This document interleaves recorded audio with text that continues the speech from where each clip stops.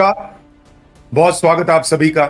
मैं हूं सुशांत सिन्हा। आज का ये वीडियो आपको हैरान भी करेगा और गर्व से भी भर देगा। आज मैं आपको विस्तार से बताने वाला हूं कि कैसे बैंक में आपके पैसे के साथ नरेंद्र मोदी ने चमत्कार कर दिया है।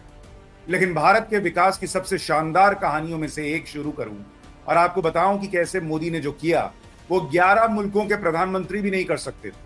उससे पहले आपसे एक सवाल पूछना चाहता हूं। अगर मैं आपसे पूछूं कि भारत में सबसे ज्यादा मुनाफा कमाने वाली कंपनी आज की डेट में कौन है और आपको 4 ऑप्शंस भी दूं, ए रिलायंस, बी अडानी इंटरप्राइजेस, सी इंफोसिस या डी एसबीआई यानी स्टेट बैंक ऑफ इंडिया, मैं गारंटी के साथ कहता हूं कि आप में से 99.9% लोग ऑप्शन ए, बी या सी चुनेंगे। लेकिन आप हैरान रह जाएंगे ये जानकर कि सही जवाब है ऑप्शन डी यानी SBI, state bank of India. आपको सुनकर यकीन नहीं हो रहा होगा कि सबसे ज्यादा मुनाफा कमाने वाली company state bank of India है, सरकारी बैंक। ये यकीन से परे लग रहा है कि एक सरकारी बैंक देश की सबसे ज्यादा मुनाफा कमाने वाली कंपनी कैसे हो सकती है। तो यही वो चमत्कार है जो नरेंद्र मोदी ने करके दिखाया। ये वो चमत्कार भी है जिसने देश को और आपकी मेहनत की कमाई को बचा लिया। आज एक एक डिटेल बताऊंगा तो आपके मन में नरेंद्र मोदी के लिए इज्जत कई गुना और बढ़ जाएगी। सबसे पहले तो यह जान लीजिए कि मौजूदा वित्तीय वर्ष की पहली तिमाही में एसबीआई यानी स्टेट बैंक ऑफ इंडिया का मुनाफा 178%, 178% बढ़ गया। सुनकर ही किसी को शौक लगेगा कि किसी कंपनी का इतना बंपर मुनाफा, वो भी तब जब दुनिया भर की अर्थव्यवस्थाएं डूब रही हैं।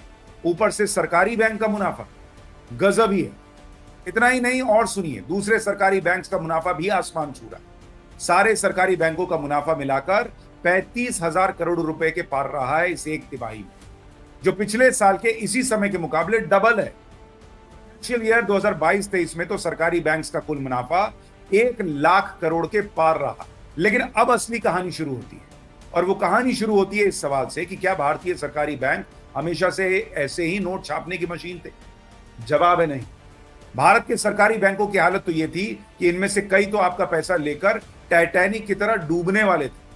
लेकिन तभी एंट्री हुई सिंघम स्टाइल में नरेंद्र मोदी, जिन्होंने बाबा बागेश्वर के स्टाइल में बैंकों की पर्ची खोल डाली और देश का सबसे बड़ा चमत्कार कर दिया। जिन लोगों ने हाल में सेव एसबीआई और सेव एलआईसी जैसा प्रोपेगेंडा फैलाया था, उनके लिए तो मोदी के चमत्कार की यह कहानी हार्ट अटैक लाने वाली है।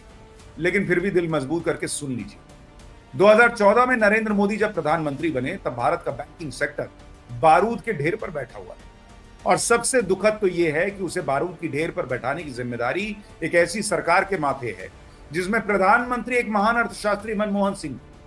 लेकिन एक महान अर्थशास्त्री की सरकार ने देश की बैंकों का क्या हाल किया। और जिन नरेंद्र मोदी के लिए कहा जाता है कि उन्हें कुछ नहीं आता, उन्होंने आपके पैसे के साथ कैसे चमत्कार किया, ये आज आपको देखना चाहिए। कांग्रेस और उसके नामदारों की फोन बैंकिंग ने देश को बहुत नुकसान पहुंचाया। बैंकों ने ये जानते हुए भी कि उनके द्वारा दिए गए लोन की वापसी मुश्किल होगी,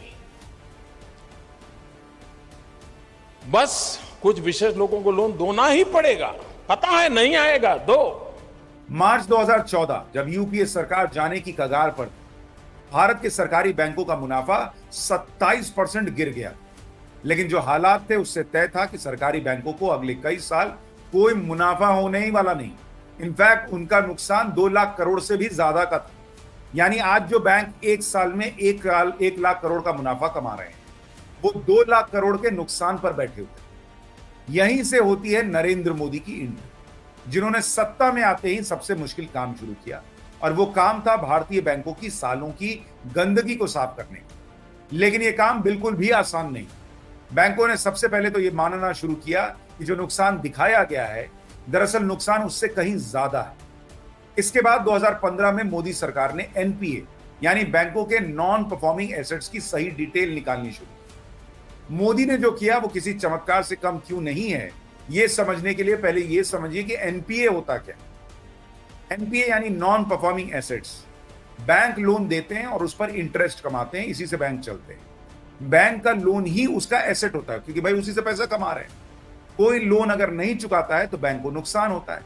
इसलिए ऐसे लोन जो रिकवर नहीं हो पाया है उसे बैंक एनपीए यानी नॉन परफॉर्मिंग एसेट बोलते हैं, क्योंकि भाई वहां से पैसा नहीं आ रहा। इनकी सही जानकारी आरबीआई को देनी होती है। पहले सही जानकारी नहीं दी जाती थी। पुराना लोन चुकाने के लिए नया लोन दे देने का खेल चलता था नरेंद्र मोदी के आने के पहले। बैंकों की हालत खस्ता होती चली गई। नरेंद्र मोदी ने बैंकों की जो डिटेल निकलवाई उसे कहते हैं AQR यानी एसेट क्वालिटी रिव्यू। यानी सरल भाषा में कहिए तो बैंकों के पास जो एसेट है उनमें कितने क्वालिटी के हैं और कितने बेकार, इसकी जानकारी नरेंद्र मोदी ने निकलवानी शुरू की। यानी बैंकों ने कितने ऐसे लोन दिए हैं जिनकी वापसी के चांस हैं और कितना पैसा डूब सकता है, इसके बारे में एसेट क्वालिटी रिव्यू करवाया नरेंद्र मोदी। अब मोटे तौर पर 3 से 5% से ज्यादा NPA होता है तो वो बैंक के लिए खतरनाक माना जाता है। यानी बैंक ने मान लीजिए 100 रुपए का लोन बांट रखा और उसमें से 3 से 5 रुपए नहीं लौट रहा हो या लौटने में दिक्कत हो तो उसे खतरा माना जाता है। उसके ऊपर तो बवाल मान के चलिए कि भाई 3 से 5% से ज्यादा का NPA है तो समझिए बैंक और आपका पैसा दोनों डूबने की कगार पर। अब सुनिए कि कांग्रेस के राज में बैंकों का जो NPA 3 से 5% होना चाहिए था वो था कितना। कैनरा बैंक का NPA 12%, बैंक ऑफ महाराष्ट्र का NPA 19%, पंजाब नेशनल बैंक 18% के NPA पे बैठा हुआ था। IDBI, यूको और इंडियन ओवरसीज बैंक इनका NPA 24 से 28%। और देश के सबसे बड़े बैंक जो सबसे ज्यादा कर्ज देता है SBI यानी स्टेट बैंक ऑफ इंडिया, इसका NPA 11%। सरकारी बैंकों का कुल NPA मिला लीजिए तो वो 15% के आसपास औसत बैठ रहा। यानी जो आंकड़ा 3 से 5% होना चाहिए वो 15% पे। हालात इतने खराब थे कि RBI ने तुरंत 21 सरकारी बैंकों में से 11 को special prompt corrective action framework में डाला। यानी इनको तुरंत नहीं देखा गया तो कांड हो जाएगा ऐसी वाली लिस्ट में डाल दिया। जैसे अस्पताल में किसी पेशेंट के लिए कहते हैं ना कि उसे तुरंत इलाज नहीं मिला तो भाई इसकी तो जान जा सकती है, वैसा ही हाल देश के 21 सरकारी बैंक्स में से 11 का हो रखा था UPA के जमाने। यानी मोदी सरकार ने तुरंत ताबड़तोड़ एक्शन लेना शुरू किया। बैंकिंग सेक्टर को तुरंत किसी झटके से बचाने के लिए उसमें 3 लाख करोड़ रुपए डाले गए। मतलब पेशेंट को इलाज चलते रहने के दौरान तुरंत ऑक्सीजन लगा दिया गया ताकि सांस चलती रहे, मौत ना हो और इलाज पूरा हो सके। इसके बाद कमजोर बैंकों का मजबूत बैंकों के साथ मर्जर एक और अहम कदम था जो नरेंद्र मोदी सरकार ने उठाया। लेकिन इसमें एक खतरा था कि कमजोर बैंक का जो बैड लोन है वो अच्छे और मजबूत बैंक को प्रभावित कर सकता था। इसलिए यह काम बहुत सावधानी से किया जाना था और आखिरकार नरेंद्र मोदी ने यह काम किया और सब कुछ ठीक रहा। सबसे बड़ा गेम चेंजर कदम तो नरेंद्र मोदी सरकार ने उठाया, वो था इंसॉल्वेंसी एंड बैंकरप्सी कोड नाम का कानून लाना। जो लोग ये मानकर बैठे थे कि वो तो बिना लोन चुकाए बच जाएंगे, उनकी नाक में दम कर दिया नरेंद्र मोदी। इस कानून ने उनकी रातों की नींद उड़ा दी और नतीजा ये हुआ कि 2014 से अब तक 10 लाख करोड़ रुपए की रिकवरी हो चुकी है। इसके अलावा पुराना लोन चुकाने के लिए नया लोन लेने का जो खेल चल रहा था वो भी मोदी सरकार ने रोक दिया। आप सोचिए क्या सिस्टम चल रहा था कि पुराना लोन नहीं चुकाया और उसको चुकाने के लिए एक और नया लोन ले लिया। मतलब आप ही के पैसे से आपका लोन चुका रहे हैं। अगर आपने लोन नहीं चुकाया है तो नए बिजनेस के लिए लोन मिलना बंद हो गया। ये नरेंद्र मोदी ने किया। स्टॉक मार्केट से पैसा उठाना बंद करवा दिया।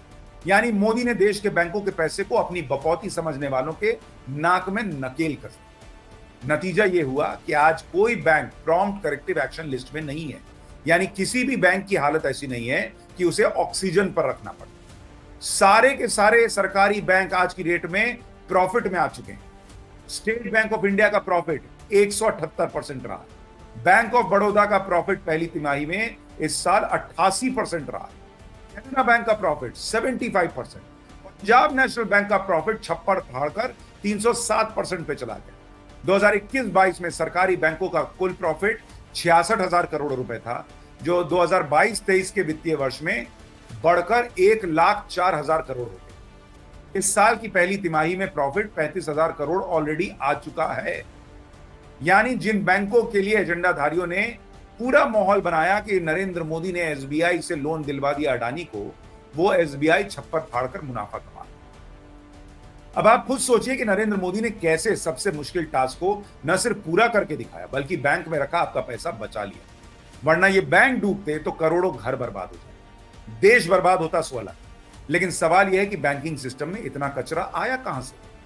आरबीआई के पूर्व गवर्नर रघुराम राजन ने संसदीय समिति के सामने 2018 में अपने लिखित बयान में कहा था कि इनमें से ज्यादातर बैड लोन 2006 से 2008 के बीच के थे, यानी यूपीए के जमाने के। इस वक्त बैंकों ने अनाप शनाप लोन दिए और सरकार भी या तो सोती रही या फोन कॉल पर लोन दिलवाने के आरोप से घिरी रही। आपको याद होगा कि कैसे एक फोन कॉल पर लोन मिलता था। ये एक बार प्रधानमंत्री मोदी ने भी बताया।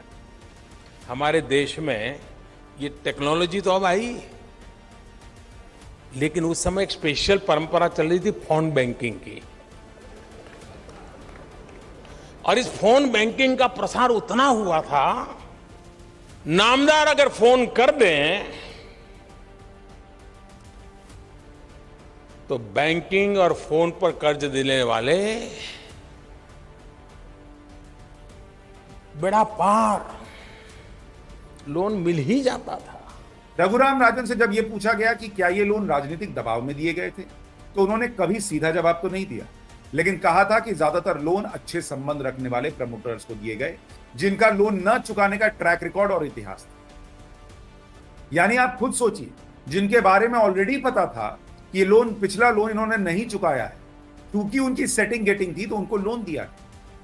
ऐसे में आप समझ सकते हैं कि क्यों इस देश में कुछ लोगों को नरेंद्र मोदी पसंद नहीं आता। जब ऐसी सरकारें रही हों जहां लोन न चुकाने वालों को लोन मिलता रहा, कोई नरेंद्र मोदी को कैसे पसंद करेगा? क्योंकि नरेंद्र मोदी आए और ये राजशाही बंद करवा दी और गरीब और आम आदमी के साथ साथ देश का पैसा बचाए, तो ये एजेंडाधारियों को भला कैसे पसंद आ सकता है?